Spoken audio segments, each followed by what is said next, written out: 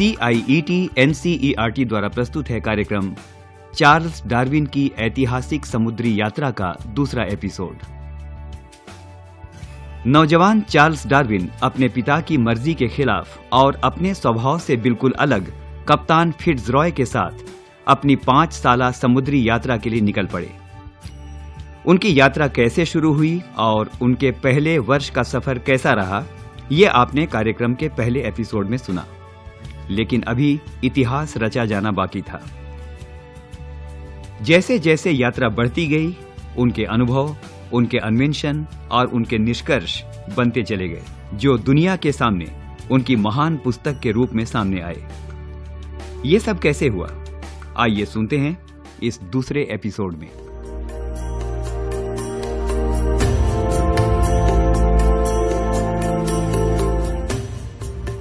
समुद्री यात्रा का दूसरा वर्ष 18 दिसंबर सन 1832।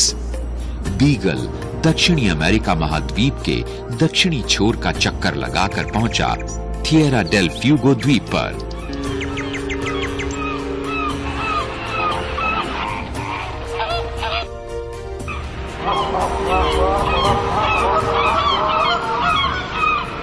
यहां स्थित ज्वालामुखी के लावा उगलने के कारण इस द्वीप को तब आग का देश भी कहते थे।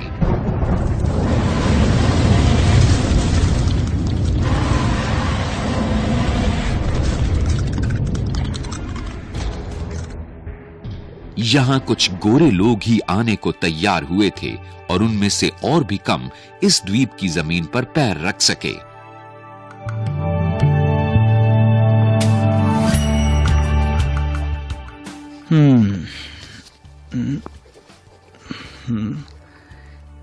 थिएरा डेल फ्यूगो द्वीप और चिली के पर्वतीय क्षेत्रों की जलवायु और इन दोनों जगहों की मिट्टी बहुत मिलती जुलती है।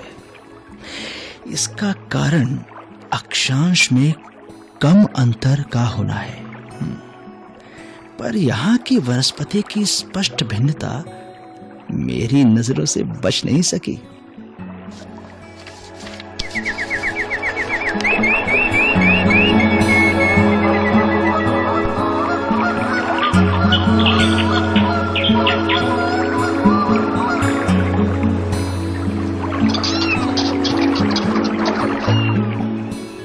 डार्विन ने पहले नीचे नीले समुद्र में उद्वेलित करती भीमकाय वेल्स देखी।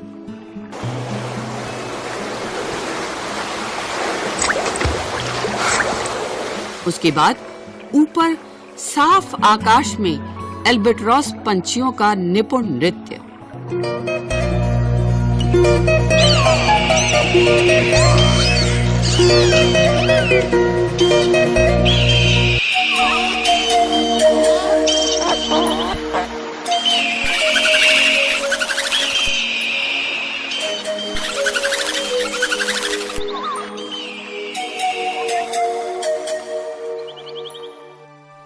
इस तरह उन्हें अपनी थ्योरी के लिए एक महत्वपूर्ण सुराग मिला।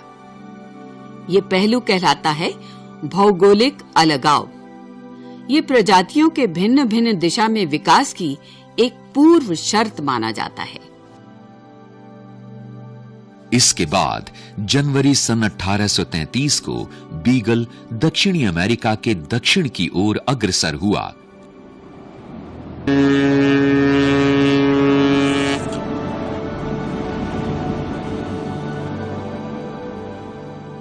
उनके सामने था अर्जेंटीना और वहां के घास के उपजाऊ मैदान जो पैम्पस के नाम से जाने जाते हैं।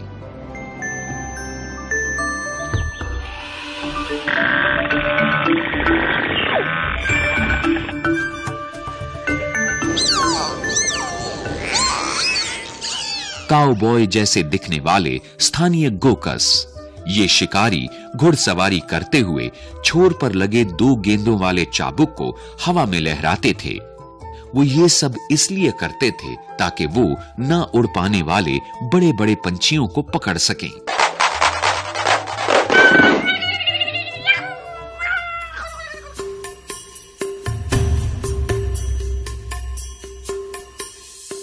डार्विन के अनुरोध पर आदिवासी कई किस्म के जंतु उनके पास लेकर आए। इनमें शामिल थे एगोटिस नामक चूहा, एक चपल हिरण, एक सुस्त आर्माडिलोस, एक रिया पंछी जो उड़ नहीं सकता था, और शुतुरमुर्ग जैसा दिखने वाला रिया अमेरिका का सबसे बड़ा पंछी था।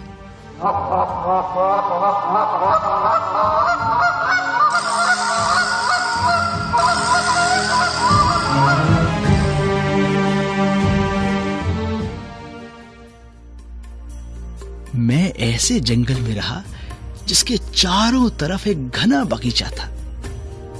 पैटागोनिया में मैं घोड़े पर सवार होकर दूर दूर तक घूमाता था और बीगल में शाम ढले वापस आ जाया करता था ताकि अगली यात्रा की तैयारी कर सकूं।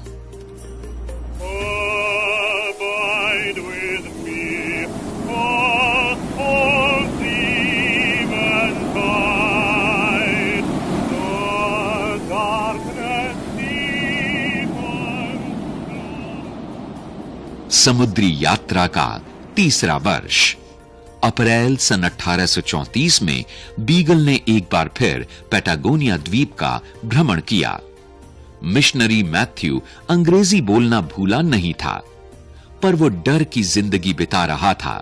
जिमी बॉटन अब केवल कमर पर कंबल को लपेटे हुए ऊपर बिना कुछ पहने ही रहता था, और उसने जहाज के कैप्टन और डार्विन के लिए भोजन बनाया और खिलाया भी। इन तीनों आदिवासियों में जो बदलाव हुआ था वो डार्विन की सोच के बिल्कुल विपरीत था। जुलाई सन 1834 जहाज चिली देश में पहुंचा।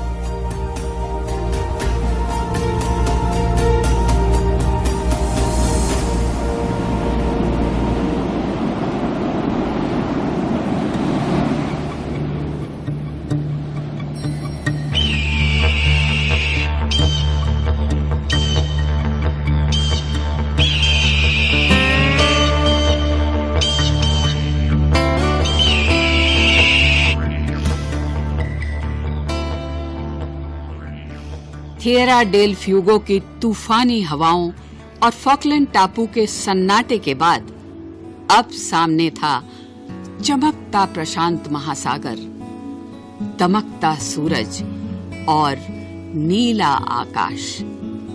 घटाओं से घिरी एडिस पर्वत श्रृंखला का विहंगम दृश्य डार्विन पहली बार देख रहे थे। ये नजारे तबीयत को खुशनुमा करने वाले थे। देहाती क्षेत्रों में फूल और अद्भुत सुगंधों वाली जड़ी बूटियां थीं।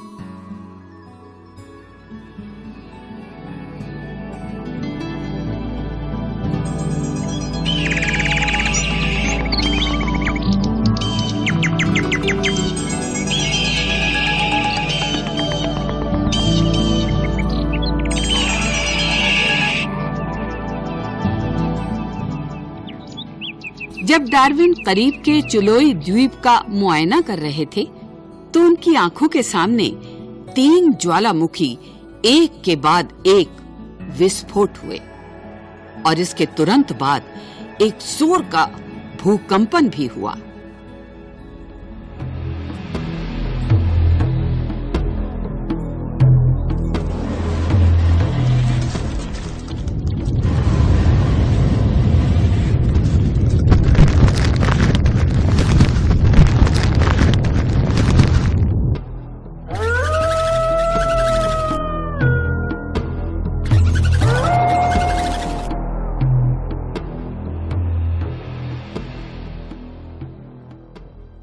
आखिर 15 सितंबर 1835 को बीगल अपने महत्वपूर्ण मुकाम गैलापागोस द्वीप समूह पर पहुंचा, जो प्रशांत महासागर में दक्षिणी अमेरिका के इक्वेडोर नामक देश से करीब 1000 किलोमीटर यानी 600 मील की दूरी पर 1 डिग्री दक्षिण और 90 डिग्री पश्चिम में स्थित है। भूवैज्ञानिकों के मुताबिक यहां 4 समुद्री धाराएं आपस में मिलती हैं। ये बहुत सारे छोटे छोटे टापुओं से मिलकर बना है, कई तो एक गांव से भी छोटे हैं। ये सभी टापू लावा से बने हैं। यहां डार्विन ने 5 सप्ताह बिताए।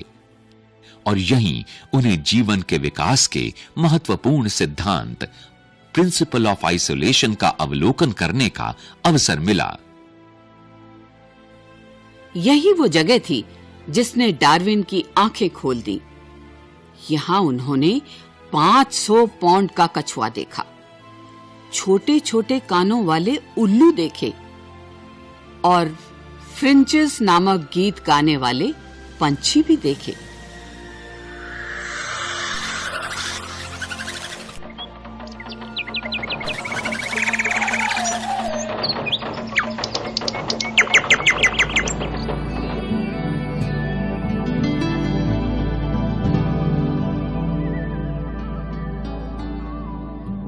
वो टापू अपने में विविधता का एक नन्हा संसार प्रतीत होता था।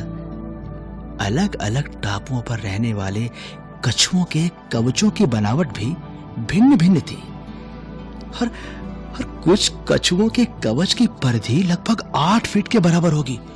ये इतने बड़े थे कि मैं उन पर सवार हो जाता था और उन्हें पता भी नहीं चलता था।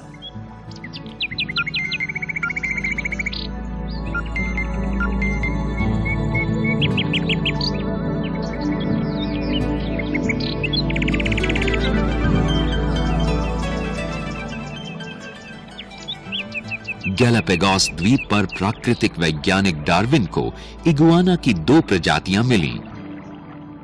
उन दोनों में से एक प्रजाति हजारों की गिनती में लावे की चट्टानों पर सुस्त पड़ी रहती थी और दूसरी प्रजाति समुद्र में शैवाल की खुराक की तलाश में तैरती रहती थी। डार्विन इन्हें अंधेरे के इम्प्स यानी इम्प्स ऑफ डार्कनेस कहा करते थे।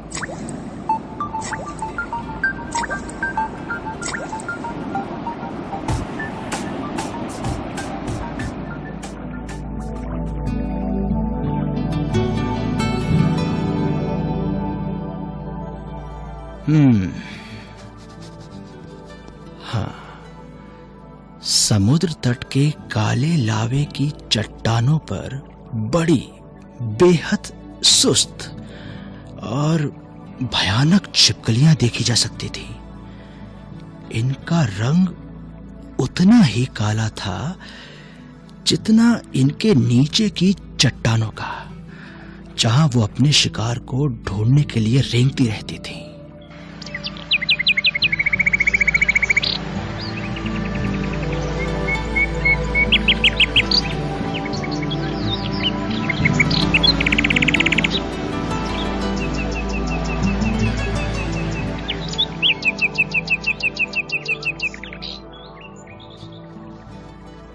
अलग अलग किस्म के समुद्री पंछी, विशेषकर बूबीज और चमकीले नीले पैरों वाले मॉकिंग पंछी डार्विन को बहुत पसंद आए। वहां एक पंछी तो ऐसा था जो बिल्कुल चिड़िया जैसा लगता था, दूसरा कठफोड़वे जैसा और तीसरा फ्रेंच पंछी जैसा। पर डार्विन को खूब पता था कि ये पंछी क्या है।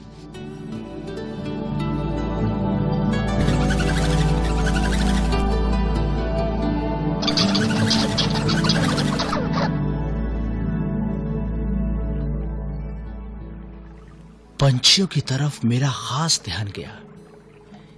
ये भूरे रंग के परिंदे इतने खामोश थे कि उन तक चलकर जाया जा सकता था, इतने करीब कि अगर चाहूं तो उन्हें पकड़ भी सकता था, और अगर एक छड़ी से मारने की कोशिश करता था तो वो पंछी उड़ा भी नहीं करते थे।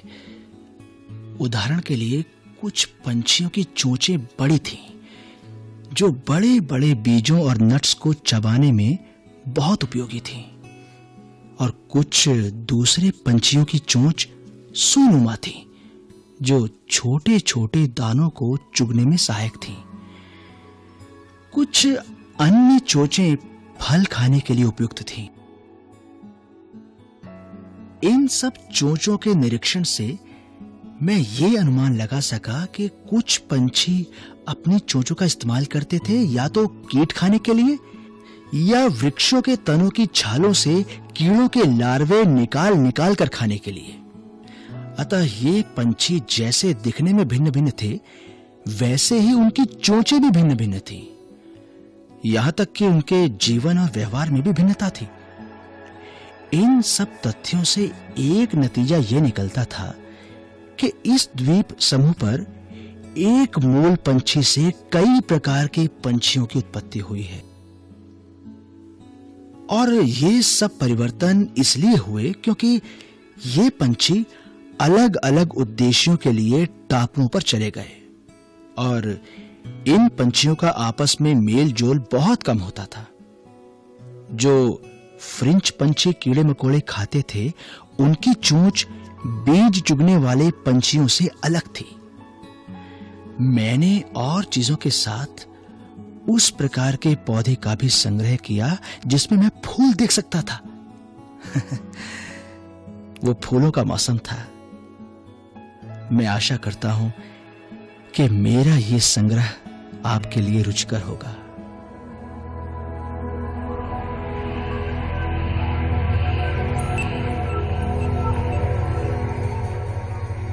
कॉक्स नदी के किनारों पर डार्विन ने ऐसे विचार का अनुसरण किया जो उनके जीवन के क्रमिक विकास का एक महत्वपूर्ण पहलू बना। यहां उन्होंने एक ऐसे चूहे को देखा जो खरगोश जितना बड़ा था, पर जिसके शरीर की संरचना कंगारू जैसी थी। उन्होंने ये भी पाया कि लॉइन चींटियां जो क्रेटर नुमा बिल बनाती हैं, जहां वो लेस्विंग कीट के लार्वा को फंसा लेती हैं, और ये लार्वा जो उसी जाति का परंतु विभिन्न प्रजाति का होता है।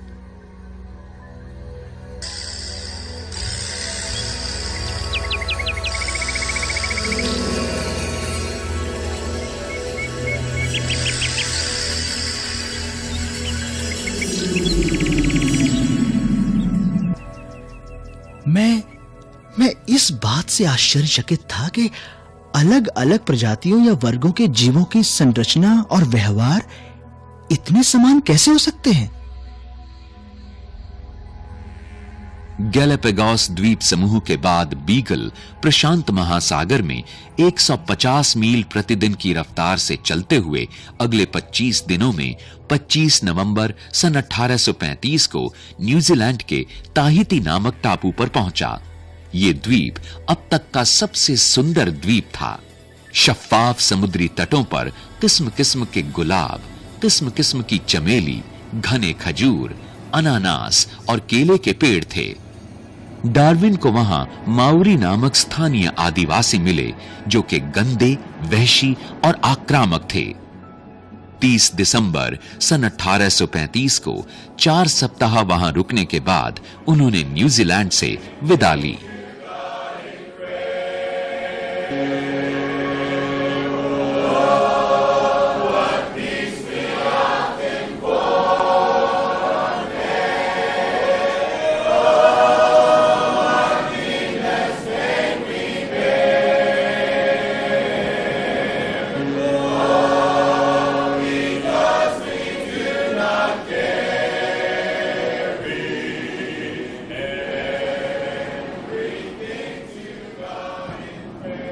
दो सप्ताह के समुद्री सफर के बाद 12 जनवरी सन 1836 को बीगल का पड़ाव था ऑस्ट्रेलिया के सिडनी कोव पर स्थित जैक्सन बंदरगाह पर।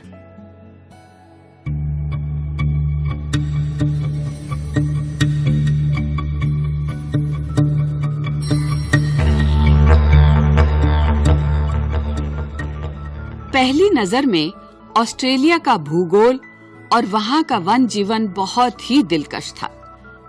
यहाँ की पहचान थे कंगारू, तस्मानिया नामक स्तनधारी, छोटे छोटे मैगपाइन्स पंछी और वोमेट्स और बेलूबीट्स। मैंने जगह जगह जाकर जीव जंतुओं के नमूने संग्रहित किए और जब मैं सिडनी के पश्चिमी नीले पर्वतों पर था तो प्लेटिपस नामक जीव भी मेरे रास्ते में आया। मैं ये सब देखकर चकित भी हुआ और प्रसन्न भी। और फिर 2 महीने बाद 14 मार्च सन 1836 को अलविदा ऑस्ट्रेलिया कहकर वो आगे बढ़ चले।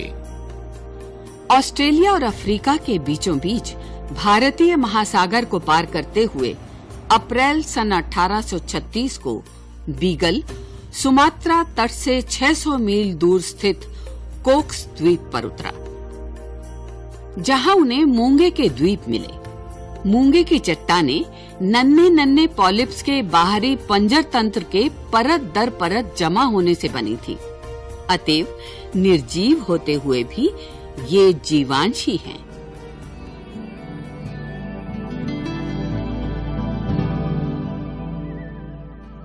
मेरे लिए ये हैरानी की बात है कि कैसे कभी द्वीप और कहीं जहां कुछ भी नहीं बल्कि इर्द गिर्द सिर्फ जल ही जल है, इतनी वर्गाकार संपूर्ण आकृतियां बन जाती हैं। और कैसे मूंगे ठीक जल सतह पर उसी जगह पर पाए जाते हैं जहां सूर्य का पर्याप्त प्रकाश आता है। डार्विन ने जिस कॉक्स द्वीप समूह को ढूंढा उसे हम आज जल पारिस्थितिकी तंत्र यानी इकोसिस्टम कहना ज्यादा उपयुक्त समझेंगे, क्योंकि यहां डार्विन ने देखा कि कैसे परिवेश और प्राणियों दोनों ने एक दूसरे को प्रभावित किया था।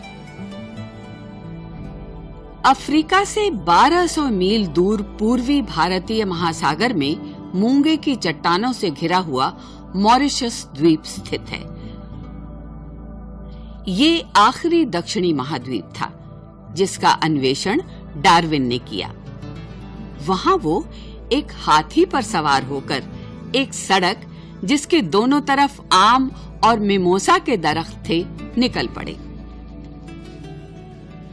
नए नए अवलोकन और नए नए सिद्धांत। अपनी समुद्री यात्रा के आखिरी पायदान पर डार्विन की मुलाकात भिन्न भिन्न आदम जातियों से हुई। अपनी महान समुद्री यात्रा के अंत में प्लेमाउथ से शुरू होने के 4 साल 9 महीने और 5 दिन के बाद 2 अक्टूबर सन 1836 को बीगल इंग्लिश चैनल को पार करते हुए फॉलमाउथ बंदरगाह पर वापस आया।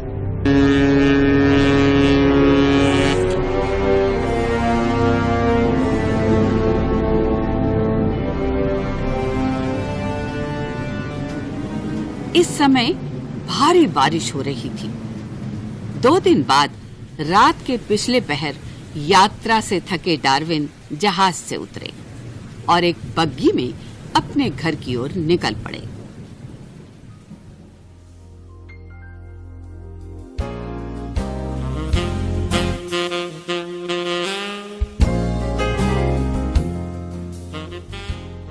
तीन दिन बाद बुधवार के दिन 5 अक्टूबर को अपने पैतृक घर द माउंट में उन्होंने प्रवेश किया।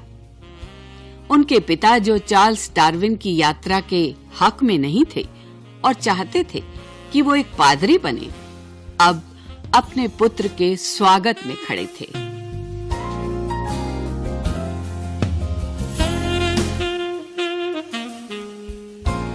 Welcome, welcome my son. मैं तुम्हारे प्राकृतिक वैज्ञानिक काम की वजह से फख्र महसूस करता हूं। पापा, पर तुम्हारे सर का आकार इतना बदल कैसे गया?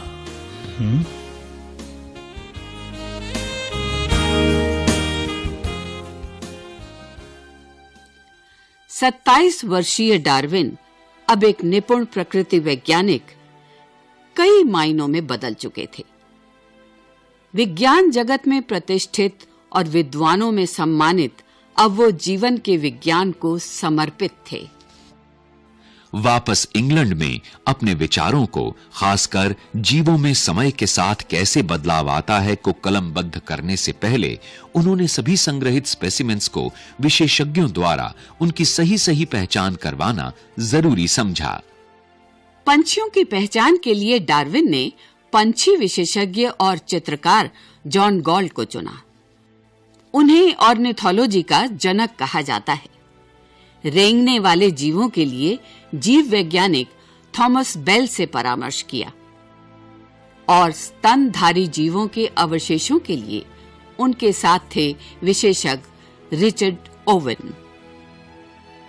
सन 1855 में डार्विन को अल्फ्रेड रसल वॉलेस का 20 पन्नों का एक खत मिला, जिसमें उन निष्कर्षों का ब्यौरा था जिन तक पहुंचने में डार्विन को लगभग 20 वर्ष लग गए थे। इस खत का डार्विन पर मिला जुला असर पड़ा, लेकिन डार्विन के मित्र चाहते थे कि वो जल्दी से जल्दी अपनी किताब पूरी करें, क्योंकि ये ज्यादा संपूर्ण थी। डार्विन ने अपनी प्रसिद्ध किताब on the origin of species by means of natural selection और the preservation of favoured races in the struggle for life सन 1859 में प्रकाशित की। संक्षिप्त में ओरिजिन ऑफ स्पीशीज के नाम से जानी जाने वाली ये पुस्तक अपने प्रकाशन के 150 वर्ष बाद भी विज्ञान जगत में असाधारण प्रभाव रखती है। अपने समय की इस तत्काल बेस्ट सेलर का जितना गहरा असर हुआ, उतना ही विवाद भी। और 12 साल बाद सन 1871 में अपनी खुद की प्रजाति की उत्पत्ति को विषय बनाकर डार्विन ने अपनी किताब द डिसेंट ऑफ मैन प्रकाशित की। ये पुस्तक मनुष्य जीवन के क्रमिक विकास के अंतिम चरण की गाथा बताती है, जो जंगल में रहने वाले चिंपैंजी से शुरू होकर सभ्य मानव बनने तक का वर्णन करती है। उनकी अगली पुस्तक selection in relation to sex भी बहुत चर्चित रही। कई लोगों ने डार्विन की निंदा की, तो अन्य कई ने प्रशंसा। यद्यपि आधुनिक आनुवांशिकता यानी जेनेटिक्स का विज्ञान डार्विन के कई पहलुओं का अनुमोदन करता है, पर उनकी सबसे बड़ी भूल को भी दर्शाता है। उनके अनुसार प्राणियों में जो गुण होते हैं वो उनके माता पिता के गुणों का ब्लेंड यानी सम्मिश्रण होते हैं। लेकिन डार्विन आनुवांशिकता के विज्ञान को उतने सही मायनों में नहीं समझ सके जितने सही विचार ऑस्ट्रेलियन पादरी और आविष्कारक ग्रेगर मेंडल के एक अनजाने रिसाले में सन 1866 में प्रकाशित हुए थे।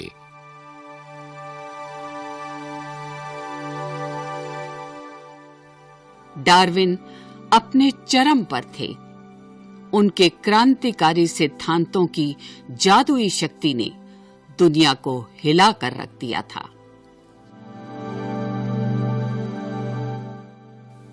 कोई भी इन खामोशियों में अविचलित नहीं रह सकता, और ऐसा भी नहीं हो सकता कि वो ये महसूस करे कि मानव के शरीर में चलती हुई सांस के परे भी बहुत कुछ और है।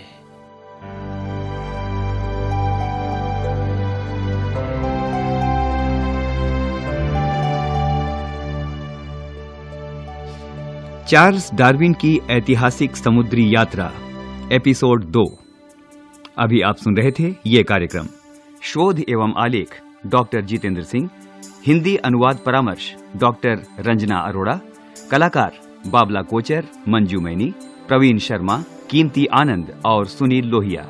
ध्वन्यांकन बटी लैंगडिंगडो। निर्माण, ध्वनि संपादन और निर्देशन अजीत होरो तथा प्रस्तुति CIET NCERT।